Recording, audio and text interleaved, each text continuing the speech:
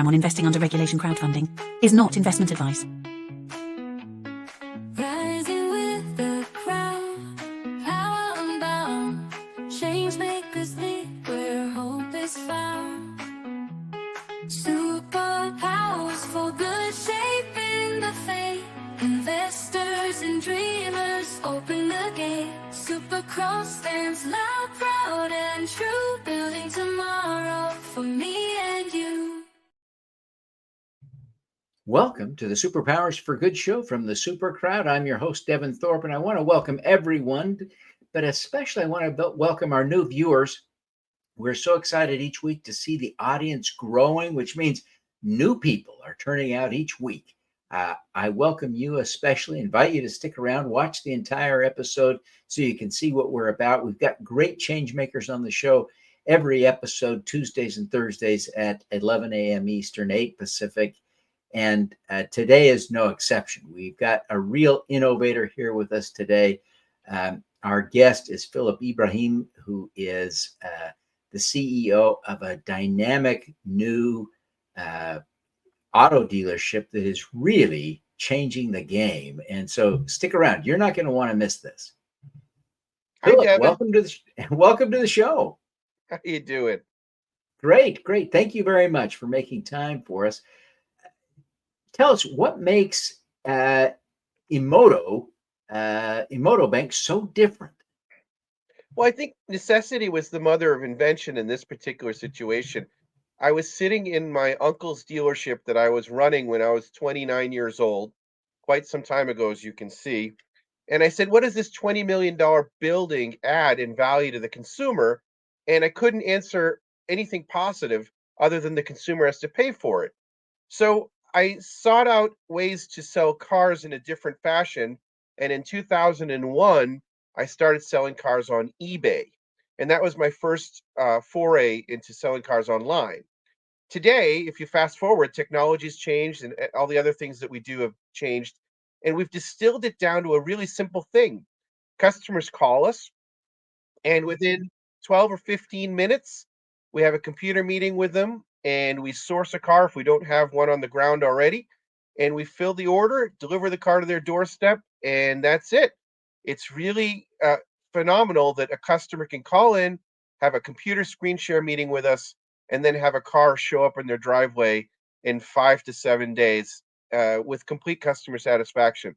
Not that we're perfect, but we've got 4.5 stars on Google, which is not that bad. Yeah, that's great. It is a very innovative approach, and I commend you for that. One of the things that you're doing right now, of course, is you're trying to raise some capital on Netcapital. Tell us a little bit about what brought you to this point and what you're hoping to accomplish with the new capital. Well, what we did is I have about 17 employees. We do 15 million in sales now, about 800 cars a year. And we have pain points. When we go to talk to traditional lenders like banks, or we go to talk to other people in the industry, many of them are catering to new car franchises, which I think is really bad for the consumer because the new car franchise has all that overhead and not a very personal approach. So, as I was trying to seek solutions for my own company, it led me to the idea of selling part of the company through Netcapital. And that's what we ended up doing. And the purpose of that is to grow our own internal uh, balance sheet so that we can take on more. And what does take on more mean? It doesn't just mean for us to sell more cars and talk to more people because we already sell cars all over the country and we're doing it as good as you can do in our size and scale. What I want to do is find 50 to 100 dealers that are independents like me and then unite them under my umbrella. So we'll have 50 to 100 dealers that are very progressively minded in the way they want to do business. We'll teach them the technology that we know how to do, all the things that make us kind of unusual and special. And then we want to take on the bigger things. So we want to reduce the cost of insurance.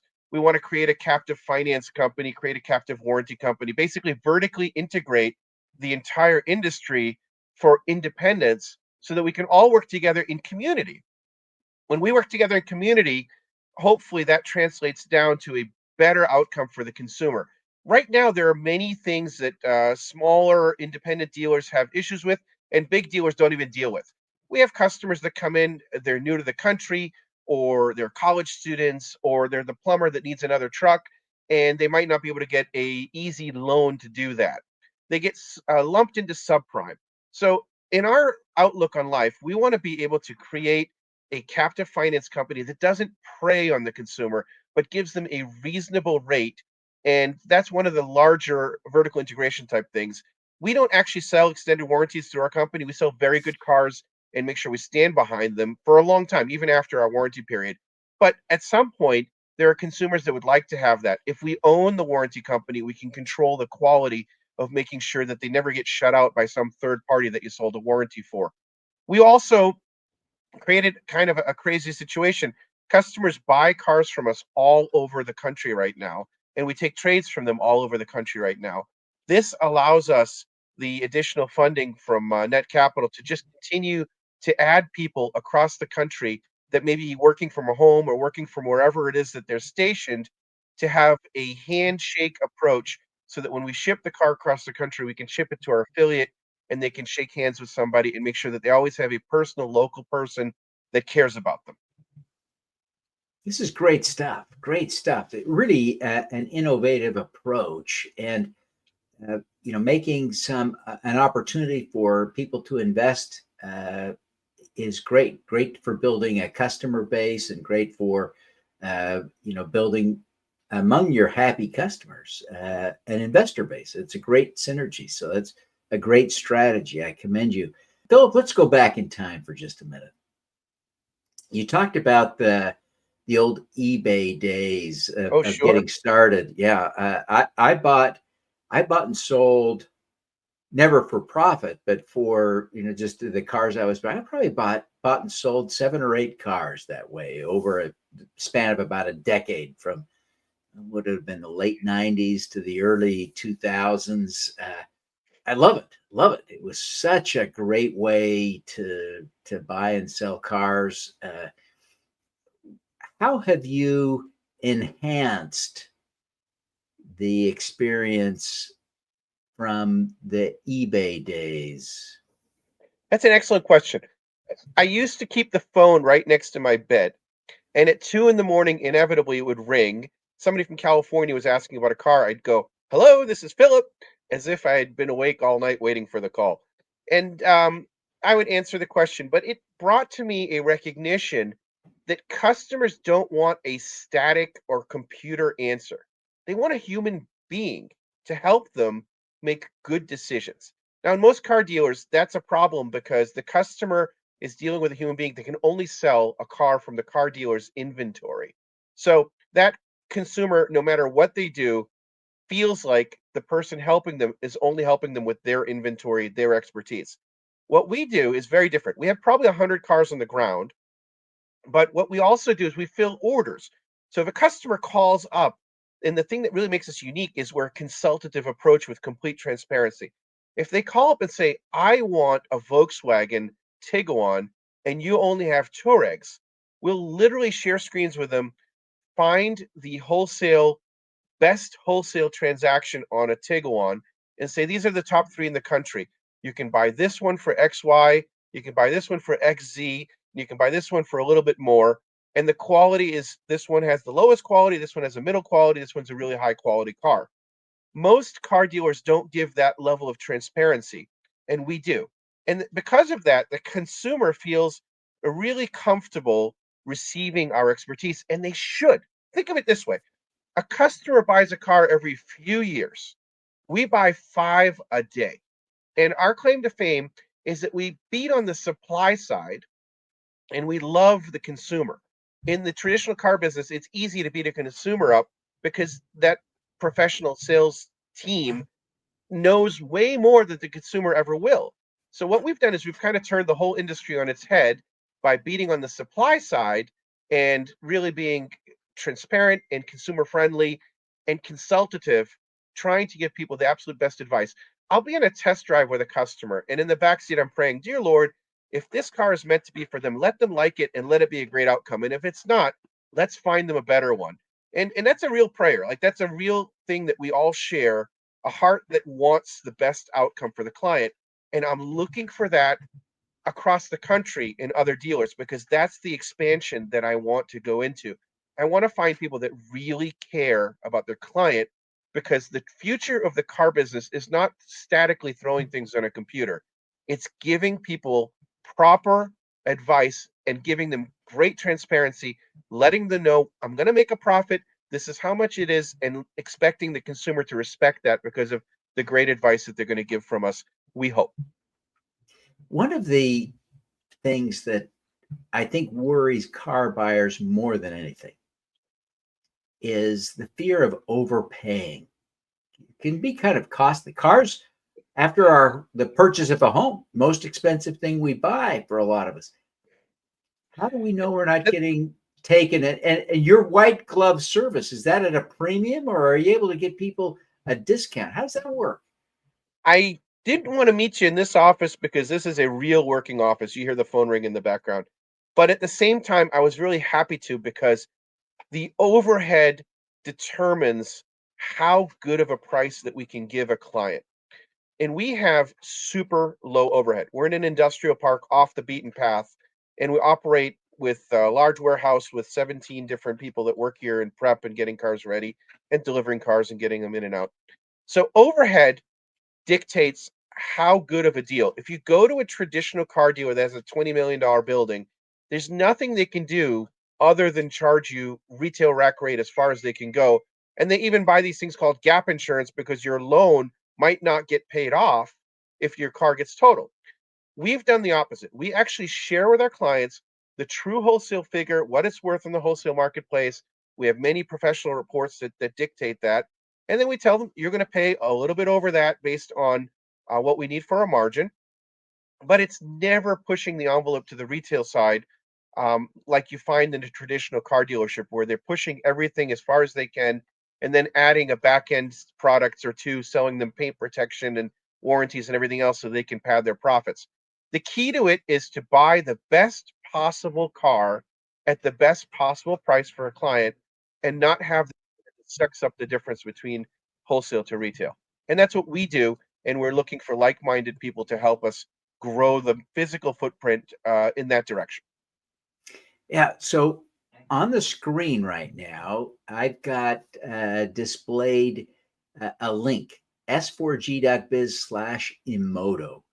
And I want to invite everybody to check that out. That's where you can go to invest. That just redirects right to the Netcapital campaign. I'd put that link up, but it's a little long for you to type in. But I think you can handle s4g.biz/IMOTO. I encourage you to check it out. Phillip, we got to take a quick break here, but we'll come back in a minute. I'm here today, folks, with Phillip Ibrahim. He is the CEO and founder of Imotobank, a remarkable car dealership, raising capital from the crowd right now. I want you to stick around, because when we come back, we're going to talk to Phillip about his superpower. You don't want to miss this. Download a free copy of How to Make Money with Impact Crowdfunding, the book Sarah Hanks describes as a fantastic overview, not just of crowdfunding investing, but of investing in general. Andrew Savickas raved, "This book offers unparalleled insights for anyone looking to make a difference." Scan the QR code to get your copy. SuperCrowd LA is the must-attend conference for impact investors, social entrepreneurs, and community builders. Learn from experts who've raised millions, including Jason Fishman of DNA, Sarah Hardwick of The Crowd, and Doug Wilmore of WorldTree. Plus, a live pitch with top investment opportunities. Early bird pricing ends soon. Struggling to raise capital for your business? Unlock the power of the crowd with AI. My free guide, Crowdfunding Made Simple, walks you through every step to success. Get funded smarter, faster. Scan the QR code now for your free download. Welcome back, everyone. I am so excited today. We're having so much fun talking to Phillip Ibrahim. You know, a lot of the folks that I have on have businesses that serve a niche, a small group of people. Today, we've been talking to Phillip Ibrahim. He's got a business that serves everybody. Everybody in the United States has a car or two or three. This is a highly relevant business. It's been really a fun conversation, but we're going to shift gears now to talk to Phillip about his superpowers. So stick around. You don't want to miss this. Phillip, I really am impressed with the innovation that you have brought to your car dealership. I mean, I've never seen anyone do this as well or at such scale. And this is a remarkable thing for people who are looking for crowdfunding investments. A lot of the investment opportunities we see normally are in businesses that are teeny tiny. They dream big sometimes, but they haven't done much. You're an established business with a growth plan and a big track record. It's impressive. Okay. You're very kind. You're too kind. What is your superpower, Phillip? Well, that's a tough question. When you ask somebody that, they come off and say, I'm really good at this, that, and the other thing." I think God has been good to me, and I really trust that. The superpower is that I trust that God has been good to me. And the practical matter, I always recognized new things that were coming along and figured out ways to adapt them to whatever I was doing. I'm the product of two engineers. My father's a mechanical electrical engineer, and my mom's an aeronautical and mechanical engineer. And I ended up having two kids, an 18-year-old and a 22-year-old, both studying mechanical engineering in college. So my superpower is recognizing, and this is not just for the car business, this is just about kind of the way that I've lived my life. Recognizing interesting and new things, being totally unafraid to try them, because I trust that the Lord who provides for me will always provide for me. And even if I make a mistake, he kind of fixes them up for me and makes them go more smoothly. I fly airplanes. I happen to own a few aircraft. I'm a third generation pilot, and my two kids are actually getting their pilot's license. They'll be fourth generation pilots. The superpower that comes from flying airplanes is not learning to take off, and it's not learning to land. It's learning to trust. And I think I'm very trusting that whatever it is that I see that I think can work should work. And so I'm willing to try it. And that puts us ahead of the curve on a lot of things in our business and in my personal life. I think that's a remarkable superpower. Really, it comes down to faith, right? And True. Hey, as I hear that, I think, wow, I think even people who are, deeply religious sometimes really struggle with that aspect of faith and believing that they can do and accomplish things and that there's some divine, support for what they're doing.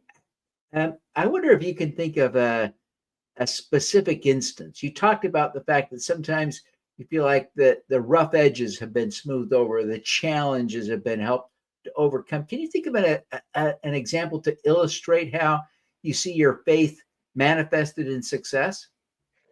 well, first I can tell you one thing. You're much more professional at this than I am because you distilled, my long soliloquy into one word, faith. And I'm reminded often, Romans 8:28 says, um, all things work for the good for those who love the Lord and are called to his purpose. If you took away from this conversation that we're having, invest in Imotobank, everything's going to be wonderful, don't worry about it, that would be a mistake. Um, I failed on many levels. When I first started my business in '01, by the time '06 had rolled around, I had 12 employees. I was selling 100 cars a month on eBay, and I never thought we were going anywhere but up. So I was building in that direction and really crushing it. The failure I had is I didn't build anything outside of eBay. And one day, back in those days, you couldn't call anybody, but the computer tripped a terms of service failure and shut off all 12 names of my company in one day. And that was the end of us. We were dead in the water because we didn't have any local business. And I had a $2 million local line of credit. I had, mortgage on my house. I was charging $350,000 a month on my Amex card alone. Imagine how it felt to come crashing down at age 35 or 36, however it was back in 2006 and 7. And it was not pleasant. It was the worst thing I'd ever experienced on this earth. And when I finished that, there was, lawsuits and this, that, and the other thing. I settled every single debt. I never filed bankruptcy, But I learned in the future, if I ever do this again, I'm going to build a depth of capital so that I cannot make a mistake that can't be overcome. And at one point, I had a choice between putting my energy into fighting, or putting my energy into building. And I went home and prayed, and I felt an epiphany. I said, if I put all of my energy into building something new and wonderful and great, it's much more productive than fight with the people that I had a problem with. So at the end of the day, I think that the superpower of faith can lead you through even the most darkest days of your life, but you have to learn something from it. And now I'm 52 years old. I got some gray hairs, and era of putting everything in one basket, not leaving room for failure, is completely gone in my life. And one of the reasons we're raising money, if we never raised one dime, we would have a very good profitable company, would all do well and be happy. But raising money allows us to expand with margins, not margin, margins of safety. And then it allows us to build Yeah. a community that is also expanding and growing with us. So really, that's where I'm going. Excellent. I'm I hoping. wonder if we get close to wrapping up here, if you would just take a minute and tell us how uh, we can develop greater faith and how you bring that faith into the workplace. It's a little bit unusual for some of us to think about faith and the intersection with our business lives, and yet we're all spending most of our time at work, right? Yep. Most Yep. of us are spending much more time at work than we are in a sort of house of faith or house of prayer situation. So what's a tip for us to bring that faith into our workplace? I think you got to be sensitive to who you're sitting with at any one time. We need to respect every single person's right to choose. And so when I sit with a client, if I feel at some point, and my workplace is clients, they come through, they talk on the phone. If I feel like they need a moment to talk about something outside of what it is we're doing to buy and sell cars, I never want to use my faith as a reason to try to convince them to do business with me. But I can set aside the business for a while to talk with them and ask them, what are your needs today outside of the car business? Do you need to be prayed with? And this is something that not just me, but actually the rest of the people that work with me, for the most part, have the same similar approach. And the approach is really to be sensitive to the person in front of you. You don't want to hit people over the head with your faith. You just want to make it available to know that you're there and you care about them. Love your neighbor as yourself. Now, on the other hand, there are times where it's just absolutely inappropriate and it shouldn't be brought up. If someone in front of you clearly is not interested, move on and do your business in a way that has enough integrity that they really realize that you're special, even though they may not care or appreciate or in any way, shape, or form believe what you believe. Yeah, that's a great, great way to think about that. I really appreciate you sharing that. Now, as we wrap up the show now, I wonder if you would recap the ways for people to get in touch. Clearly, clearly, there are going to be people who want to contact you to buy a car, right? So you got that. So tell people how to do that. And then you want to talk to people are going to want to invest. So remind them how to do that. And some people just want to follow you. They're impressed with you. So is there a way on social media for people to be tracking you, following you? Do you have a, a TikTok where you're dancing a lot? Whatever you've got, tell us about that. So we know how to engage with you going forward. Well, it's pretty straightforward. If you go to imotobank.com, that's imotobank.com, you'll see a pretty good synopsis of what we do.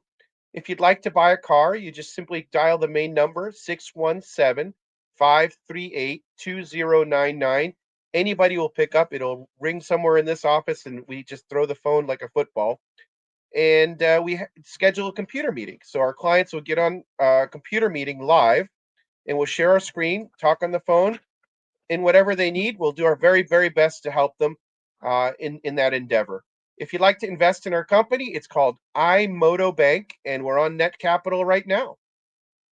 Fantastic. Well, I'm just so grateful Philip, that you would make the time for this conversation. I know you're a busy CEO, and there are a lot of pressures when you're in the middle of a capital raise, but we appreciate you making the time for the show today. We want to wish you every success with your capital raise. Helping people buy cars is such an important thing. You know, I bought and sold a lot of cars in my life. I got more gray hair than you, and let me tell you, it's a pain in the tuchus every time. And so I'm excited to see what you're doing. Want to wish you great success. Grateful for sharing the platform, and the whole concept of superpowers for good is just really warming of my heart. Thank you so much for doing it. All righty, let's do some good.